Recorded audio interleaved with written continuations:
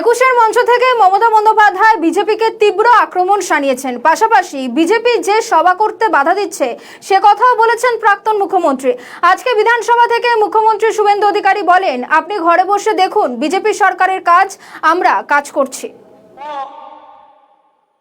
আপনার ভাইপো আর আপনি দেখিয়েছেন যেভাবে সারা রাত্রি ধরে কলকাতাকে উত্তপ্ত করেছেন। কে ভাঙবে আপনার মঞ্চ? সিপিকে বলেছিলাম ব্রিগেড দিয়ে দিন না, লক্ষ লক্ষ লোক হয়, 3 দিন ধরে ডিম ভাত খায়। আমরা তো অপেক্ষা করছিলাম, ইন্দ্রনীল খানকে জিজ্ঞেস করছিলাম যে নেতাজি ইন্ডোর চেয়েছে, যুব ভারতী চেয়েছে, আমরা দেওয়ার জন্য রেডি ছিলাম, কিন্তু কেউ চাইনি। সরকারি বাস চেয়েছে, অর্জুন সিং বলল না আমার কাছে চাইনি। রেডি ছিলাম।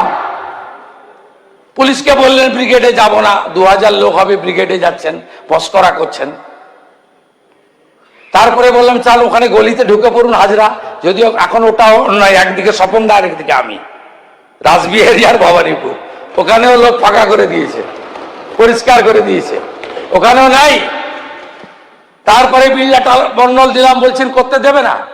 এরপরে আপনাদের পারমিশন দেওয়ার ক্ষেত্রে 25 বার পুলিশকে ভাবতে হবে।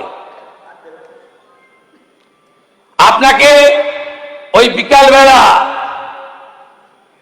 চপ খেতে খেতে ফেসবুকই করতে হবে। আপনি থাকুন ওখানে,